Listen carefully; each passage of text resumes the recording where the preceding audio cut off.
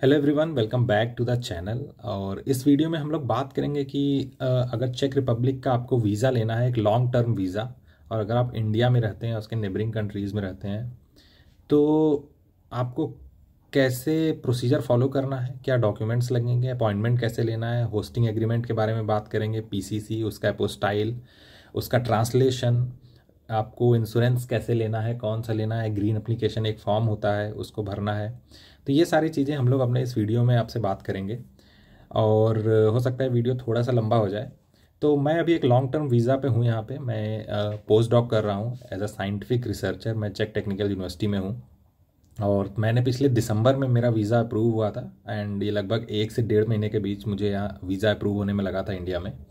और मैंने जो डॉक्यूमेंट्स दिए थे वो मैं आप लोग को बताऊंगा, और कुछ मैं नीचे चीज़ें डिस्क्रिप्शन में भी लिख दूंगा। एक डॉक्यूमेंट है वो मैं डिस्क्रिप्शन में डाल दूंगा, उसको आप लोग देख सकते हैं। प्लस मेरा इंस्टाग्राम लिंक है नीचे डिस्क्रिप्शन में, वहाँ आके आप का अगर कोई डाउट है तो आप वो भी क्लियर कर सकते हैं मुझसे, क्योंकि मैंने अपने लगभग 5 से 6 फ्रेंड्स की भी हेल्प करी है लॉन्ग टर्म वीज़ा के लिए। और प्लस मैंने टूरिस्ट वीज़ा भी अपने वाइफ और बच्चे का लगवाया था। तो अगर उसके बारे में भी आपको कुछ पूछना है तो आप मुझसे पूछ सकते हैं पर्सनली। ये वीडियो जो है वो लॉन्ग टर्म वीज़ा के लिए है, ठीक है। तो चलिए शुरू करते हैं कि सबसे पहले क्या क्या डॉक्यूमेंट्स चाहिए होते हैं। तो डॉक्यूमेंट्स के बारे में बात करेंगे तो मैंने आज कुछ लिख रखे हैं कि क्या पूरी लिस्ट बनाई है। जनरली मैं ऐसे ही बोलता हूँ। तो डॉक्यूमेंट्स में देखिए क्या है कि होस्टिंग एग्रीमेंट आपको चाहिए होगा, जो कि आपको प्रोवाइड किया जाएगा चेक रिपब्लिक से। जहाँ भी आप आना चाह रहे हैं तो वो अथॉरिटी, वो जो है आपकी जो भी कंपनी है, वो आपको एक होस्टिंग एग्रीमेंट प्रोवाइड करेगी जिसमें आपकी डिटेल्स लिखी होंगी। तो वो एक ज़रूरी चीज़ होती है। प्लस आपको ट्रैवल डॉक्यूमेंट, मतलब कि आपका पासपोर्ट चाहिए होता है, वो तो बनवाना ही पड़ेगा। उसकी वैलिडिटी 1 साल की होनी चाहिए जब आप यहाँ पर आएँ तब, ठीक है। मतलब कि जब आप एम्बेसी में अप्लाई कर रहे हो उस टाइम उसकी वैलिडिटी 1 साल तक एटलीस्ट होनी चाहिए, ठीक है। तभी आपको वहाँ अप्लाई करने का मौका मिलेगा, अदरवाइज रिजेक्शन हो जाता है। 2 पासपोर्ट साइज फ़ोटोज़ चाहिए होती हैं।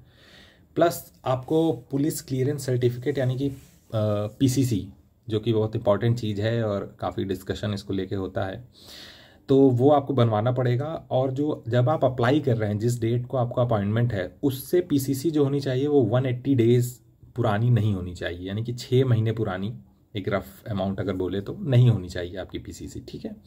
और पीसीसी जो मेरा एक्सपीरियंस रहा है कि मैं दिल्ली आईआईटी दिल्ली में था, तो वहाँ पे मैंने पुलिस क्लियरेंस सर्टिफिकेट अपना एक बनवाया था। प्लस मैंने अपना एक पुलिस क्लियरेंस सर्टिफिकेट बनवाया था अपने घर लखनऊ से। लेकिन मुझे बाद में ये फील हुआ कि 2 जगह से बनवाने की कोई ज़रूरत नहीं है, क्योंकि पीसीसी में आपकी लोकेशन नहीं लिखी रहती है।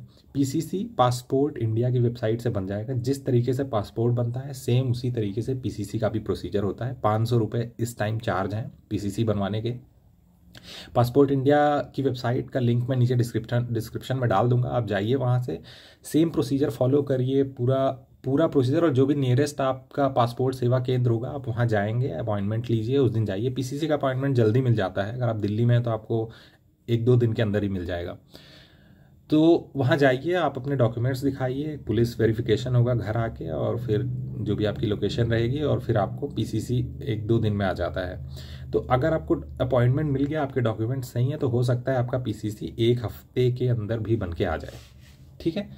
तो ये प्रोसीजर है पीसीसी का, एक्चुअल प्रोसीजर। अगर आप कहीं दूसरी कंट्री में रह के आ रहे हैं, कहीं कहीं ये रूल भी होता है कि आपका जो सपोज़ आप पिछले 3 साल में 6 महीने से ज़्यादा अगर किसी दूसरी कंट्री में रहे हैं इंडिया से बाहर, तो आपको वहाँ का भी पीसीसी लाना पड़ेगा, ठीक है। तो सपोज़ आप यूएस में थे तो आप यूएस से बात करिए, वहाँ की जो भी पुलिस है आप उससे बात करिए और पीसीसी लाइए। इंडिया में भी पुलिस से भी पीसीसी बनता है, लेकिन जो इजी वे है वो आप पासपोर्ट ऑफिस से बनवाइए, क्योंकि उसके बाद अपोस्टाइल करवाना भी होता है, वो भी प्रोसीजर फिर ईजी हो जाता है। तो अपोस्टाइल की बात करें, ठीक है, पीसीसी आपका बन गया, फिर आपको उसको अपोस्टाइल कराना पड़ेगा और ट्रांसलेट कराना पड़ेगा। तो उसके बारे में भी हम लोग जानेंगे कि वो कैसे करवाते हैं, कहाँ से करवाते हैं, ठीक है। तो और एक जो नेक्स्ट डॉक्यूमेंट होता है पीसीसी के बाद, वो होता है ग्रीन एप्लीकेशन फॉर्म, ठीक है। वो आपको मिलेगा, आप फिल करके उसको एम्बेसी जब जाइएगा तो अपने साथ लेते जाइएगा। प्लस फिर हेल्थ इंश्योरेंस जो होता है, जब आपका वीज़ा अप्रूव हो जाएगा तब आपको एक ईमेल आता है कि आपका वीज़ा अप्रूव हो गया, आप आके कलेक्ट कर लीजिए। उस टाइम आपको अपना हेल्थ इंश्योरेंस लेके जाना होता है, ठीक है। वहाँ आप जाएंगे, प्रोसीजर आप एक बार वेबसाइट पे भी देख लीजिएगा, जब भी आप वीज़ा लेने जाइएगा, शायद फ्राइडे को वीज़ा वो लोग नहीं देते हैं इंडिया दिल्ली में, तो आप थर्सडे तक जा सकते हैं। आप सुबह 9 बजे तक जाके अपने डॉक्यूमेंट सबमिट कर दीजिए हेल्थ इंश्योरेंस के साथ, वो लोग चेक करेंगे और शाम को 3 बजे तक आपका वीज़ा आपको अप्रूव होकर मिल जाता है, मतलब कि आपके पासपोर्ट पे लगा के वो लोग दे देंगे, ठीक है। तो हेल्थ इंश्योरेंस आपको उस टाइम पे लेके जाना है। और other supporting documents, if you are coming with your spouse, तो आपको मैरिज सर्टिफिकेट लाना पड़ेगा। अगर आपका बच्चा है तो आपको बर्थ सर्टिफिकेट भी लगाना पड़ेगा, ठीक है। तो ये 2 डॉक्यूमेंट हैं जो एक्स्ट्रा हो जाते हैं। प्लस अगर आप अपनी वाइफ के साथ आ रहे हैं या तो अपने हस्बैंड के साथ आ रहे हैं, तो आपको एकोमोडेशन दिखाना पड़ता है कि आपने ऑलरेडी एकोमोडेशन बुक कर रखा है यहाँ पे, ताकि आप आएंगे तो कोई प्रॉब्लम ना हो, ठीक है। ये उनको इंश्योर करना पड़ता है आपको कि आपका एकोमोडेशन वहाँ पे ऑलरेडी है, प्लस प्रूफ ऑफ फाइनेंस कि आप इतना पैसा कमाएंगे कि आप अपने वाइफ के साथ अगर आ रहे हैं, हस्बैंड के साथ आ रहे हैं, अपना अपने स्पाउस के साथ आ रहे हैं और बच्चे के साथ, तो आप उनको अच्छे से रख सकते हैं, ठीक है। एक मिनिमम यहाँ रिक्वायरमेंट होती है, तो वो प्रूफ ऑफ फाइनेंस आपको दिखाना पड़ेगा, प्लस आपको प्रूफ ऑफ एकोमोडेशन दिखाना पड़ेगा, ठीक है, if you are coming with your spouse और चाइल्ड। तो जो रिसर्चर्स हैं उनको मेरा ये सजेशन है कि अगर आपका जैसे ही सपोज़ यहाँ पोस्ट डॉक में होता है, पीएचडी में होता है, तो आप सबसे पहले कांटेक्ट करिए यूरासिस को, ठीक है। यूरासिस जो है एक यूरोपियन यूनियन के द्वारा बनाया गया ऑर्गेनाइजेशन है। तो यूरासिस क्या करता है, ये पूरे यूरोप में है। तो ये अगर आप कोई रिसर्चर आ रहा है तो आप उनसे कांटेक्ट करिए, वो लोग आपको गाइड करेंगे और सबसे जो अपडेटेड डिटेल्स होती है वो यूरासिस के पास ही होती है, ठीक है। किसी के पास आपको नहीं मिलेगी। अगर आप सोच रहे हैं कि मैं जो आपकी यूनिवर्सिटी है या तो आप जहाँ भी रिसर्च करने आ रहे हैं, रिसर्च लैब में आ रहे हैं, मैं उनके किसी एडमिनिस्ट्रेशन जो डील कर रहा है उससे मैं अपडेट ले लूँगा, उनके पास नहीं होगी, ठीक है। अपडेटेड डिटेल्स अगर किसी के पास है तो यूरासिस के पास है। एक मैं आपको एग्जांपल भी दूंगा इस चीज़ का। मैं जब आ रहा था तो क्या हुआ था कि लास्ट ईयर, ये 24 है, 23 जुलाई तक या तो मई तक क्या होता था कि हेल्थ इंश्योरेंस आपका हाँ, हेल्थ इंश्योरेंस नहीं, सॉरी, ट्रांसलेशन आप इंडिया से करवा सकते थे, ठीक है। लेकिन क्या हुआ था कि मई और जुलाई में उन लोगों ने क्या कर दिया था कि आपको ट्रांसलेशन चेक से ही कराना है, इंडिया से आप नहीं करवा सकते हैं। चेक की किसी ऑर्गेनाइजेशन से, रजिस्टर्ड ऑर्गेनाइजेशन से, जो है आपकी मिनिस्ट्री ऑफ इंटीरियर में रजिस्टर्ड हो शायद, वहाँ से ही आपको कराना है, ठीक है।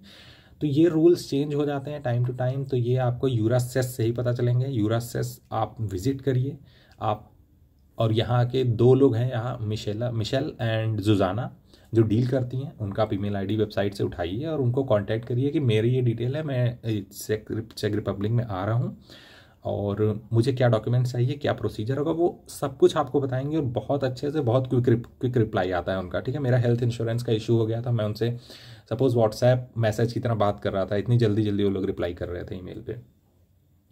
तो ये हो गया, आप यूरासेस से बात कर लेंगे, वो पूरा डॉक्यूमेंट लिस्ट दे देंगे और जो लिस्ट मैंने आपको बताई है लगभग वही लिस्ट होगी, कुछ डॉक्यूमेंट्स 1-2 चेंज हो सकते हैं।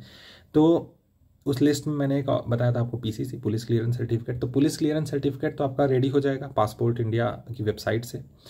अब फिर आता है एपोस्टाइल और ट्रांसलेशन, ठीक है। तो एपोस्टाइल के लिए मिनिस्ट्री ऑफ इंटीरियर में जाते हैं डॉक्यूमेंट्स, कोई भी डॉक्यूमेंट अगर है आपका तो आपको मिनिस्ट्री ऑफ इंटीरियर से, ministry of external affair, sorry, India में मिनिस्ट्री ऑफ एक्सटर्नल अफेयर से आपको उसको एपोस्टाइल कराना पड़ेगा। एक तरीके का सर्टिफिकेशन होता है ये एपोस्टाइल कराना। तो उसके लिए इंडिया में एजेंसीज़ हैं जो कि ये काम करती हैं, मैंने भी उन एजेंसीज़ के थ्रू कराया है। और जैसे कि मैं आपको 2 नाम देता हूँ, लेकिन आप जहाँ से चाहें वहाँ से करवा सकते हैं। एक एजेंसी है सुपर विंटर प्राइजेस, जो कि दिल्ली में है, ऑल ओवर इंडिया उसकी ब्रांचेस भी हैं, आप वहाँ से करा सकते हैं। एक एजेंसी IVS ग्लोबल, मैंने इस IVS ग्लोबल को भी यूज़ किया था अपने, जैसे बर्थ सर्टिफिकेट, अपने बच्चे का मैरिज सर्टिफिकेट, इन सारी चीज़ों को भी पोस्टाइल कराने के लिए मैंने IVS ग्लोबल का यूज़ किया था और 4 से 5 दिन के अंदर ये काम हो गया था मेरा। तो एपोस्टाइल कराना बहुत ही ईजी प्रोसीजर है, वो आप करवा लीजिएगा। कोई भी एजेंसी पकड़िए, उनसे आप बात करिए। और भी बहुत सारी एजेंसीज हैं, मिनिस्ट्री ऑफ एक्सटर्नल अफेयर्स की वेबसाइट पर जाइए, वहाँ सर्टिफाइड जो एजेंसीज हैं वहाँ से आप नाम निकालिए और फिर आप अपना एपोस्टाइल करवा लीजिए, ठीक है। मैं 2 नाम आपको दे रहा हूँ क्योंकि मैंने यूज़ किया था, हो सकता है कि ये आपको अच्छे ना लगे या तो किसी का फीडबैक इनके लिए अच्छा ना हो, तो आप दूसरे भी यूज़ कर सकते हैं, ठीक है। तो आप वहाँ से जाइए, पोस्टाइल करवा लीजिए, पोस्टाइल होकर डॉक्यूमेंट आपका विदिन अ वीक आपको मिल जाएगा। अगर पीसीसी है तो पीसीसी मात्र 150 रुपये में पोस्टाइल होता है, ठीक है। उससे ज़्यादा अगर कोई मांगे तो आप मत दीजिएगा, पीसीसी का प्राइस है 150 रुपये। मैंने लखनऊ से भी पीसीसी पोस्टाइल कराया था IVS ग्लोबल से, सुपर विंटर प्राइसेस दिल्ली में भी कराया था, 150 रुपये ही लगा था दोनों जगह से, ठीक है। और बाकी डॉक्यूमेंट्स का 2000-2500 वैसे लग सकता है, क्योंकि उसमें प्रोसीजर लंबा होता है, एसडीएम के थ्रू होकर के आपके डॉक्यूमेंट को जाना पड़ता है, और PCC direct passport ministry of external affair में ही चला जाता है। ठीक है, तो एपोस्टाइल आपका हो जाएगा। फिर आता है ट्रांसलेशन। तो ट्रांसलेशन के लिए आपको अपना डॉक्यूमेंट भेजना पड़ेगा चेक रिपब्लिक। ठीक है, तो चेक रिपब्लिक आपको कुरियर के थ्रू नहीं भेजना है। आपको क्या करना है कि आप उसका स्कैन वर्जन, ठीक है, पहले तो आपको किसी को कांटेक्ट करना पड़ेगा यहाँ पर चेक रिपब्लिक में कि भैया मैं डॉक्यूमेंट भेज रहा हूँ और इसका ट्रांसलेशन आप मुझे भेज दो। तो आप किसी को भी कांटेक्ट करिए, जो भी आपको सही लगे। आप नेट से नंबर निकाल सकते हैं, और इंडिया में बहुत ही फेमस एक पर्सन का नाम मैं आपको बताता हूँ, आपकी मर्जी, आप उनसे करवाइए चाहे ना करवाइए, सभी लोग उनको जानते हैं। स्वाति यादव, जो कि स्वाति यादव यहाँ प्राग में रहती हैं और उनकी फैमिली वहाँ आर के पुरम में उनका घर है, इंडिया में आर के पुरम दिल्ली में है, एम्बेसी के बहुत पास में ही है उनका घर। तो उनसे अधिकतर लोग करवाते हैं, मैंने भी उनके ही थ्रू कराया था। बाकी बहुत सारे ऑप्शन हैं, आप चाहें तो वहाँ से भी करा सकते हैं। एक एग्जांपल मैं आपको दे रहा हूँ, आप वहाँ से करा लीजिए। फेसबुक पे वो अवेलेबल है स्वाति यादव जी, और सबके साथ आई थिंक जो भी प्राग आता है वो उनके साथ म्यूचुअल फ्रेंड हो ही जाता है। तो एक ऑप्शन वो है, आप उनसे ट्रांसलेशन करा लीजिए। आप तो आपको करना क्या होता है, आप वहाँ से स्कैन करके अपना डॉक्यूमेंट भेजिए, ये लोग यहाँ पर प्रिंट करेंगे और उसका चेक में ट्रांसलेशन करेंगे एक सर्टिफाइड ट्रांसलेटर द्वारा, और फिर ये डॉक्यूमेंट आपको हार्ड कॉपी भेजा जाएगा। आप सॉफ्ट कॉपी भेजेंगे, आपको मिलेगा हार्ड कॉपी। ठीक है, वो हार्ड कॉपी फिर आपको अपने डॉक्यूमेंट्स के साथ एम्बेसी लेके जाना होता है। तो कोई भी डॉक्यूमेंट होगा उसका ट्रांसलेशन यहीं से होता है, अभी फिलहाल यही रूल है। ठीक है, हो सकता है फ्यूचर में रूल चेंज हो जाए, तो आपको देखना पड़ेगा उसके अकॉर्डिंग। इसीलिए मैं बोल रहा हूँ यूरासेस is the first point of contact. अगर आप चेक रिपब्लिक वीज़ा के लिए अप्लाई कर रहे हैं तो चेक रिपब्लिक, अगर यूरोप में कहीं और भी कर रहे हैं तभी आप यूरासेस से कॉन्टैक्ट कर सकते हैं, but this video is exclusively for चेक रिपब्लिक। तो ये हो गया एपोस्टाइल और ट्रांसलेशन की बात। प्लस मैंने जैसा बताया था कि अगर आपकी स्पाउस है, आपके बच्चे हैं, तो आपको कुछ एक्स्ट्रा डॉक्यूमेंट लगेंगे, और उन डॉक्यूमेंट्स को ले करके आप एक अपॉइंटमेंट लीजिए। अपॉइंटमेंट लेना ईजी होता है, आपको बस एक ईमेल करना होगा अपनी सारी डिटेल्स के साथ, और मैं जो नीचे डॉक्यूमेंट शेयर कर रहा हूँ डिस्क्रिप्शन में, उसमें लिंक है, आप उस लिंक में जाइएगा। तो वहाँ पे सारी डिटेल्स लिखी हुई हैं कि अगर आप किस कैटेगरी में बिलोंग करते हैं तो आपको अपॉइंटमेंट के लिए किस ईमेल आईडी पे ईमेल करना है। ठीक है, तो वहाँ से वो ईमेल उठाइए। वहाँ ये भी लिखा होगा, एक प्रोफार्मा बना होगा कि आपको क्या क्या ईमेल करना है और क्या क्या आपको अटैचमेंट भेजना है। तो वो अपनी डिटेल्स वहाँ लिखिए, बहुत ही ईजी है। ठीक है, इसको बहुत कॉम्प्लिकेटेड मत बनाइएगा। एक बार आपका एपोस्टाइल ट्रांसलेशन ये सारी चीज़ें हो गई तो उसके बाद प्रोसीजर बहुत ईजी हो जाता है। तो आप वहाँ पे अपनी डिटेल्स लिखिए ईमेल में और उनको ईमेल भेज दीजिए। वो within a week reply करते हैं आपका, आपको एक डेट दे देंगे, आप उस डेट पे एम्बेसी पहुँच जाइएगा, और वहाँ जा कर के आप अपने सारे डॉक्यूमेंट जमा कर दीजिए। आपका बायोमेट्रिक होता है, आपका जो 9000 या 10,000 के करीब पैसे लगते हैं, ठीक है, इंडियन करेंसी, वो आप सबमिट करिए वहाँ। मोस्ट कोशिश करिएगा कि कैश लेके जाइए, और उसके बाद आप वेट करिए। तकरीबन 1-1.5 महीना लगता है, जो जनरल मैंने सुना है कि 1-1.5 महीना लगता है। कभी कभी कुछ लोग के साथ प्रॉब्लम हो जाती है, उनको दोबारा बुलाया जाता है। ठीक है, कुछ इश्यूज हो सकते हैं, लेकिन अगर आप एक रिसर्चर हैं तो और आपके डॉक्यूमेंट्स कंप्लीट हैं तो रिजेक्शन के चांसेस बहुत ही कम है, नेग्लिजिबल है ऑलमोस्ट, क्योंकि आपके पास सब कुछ डॉक्यूमेंट होता है, प्रॉपर डॉक्यूमेंट होता है जो यहाँ से आपको मिलता है। तो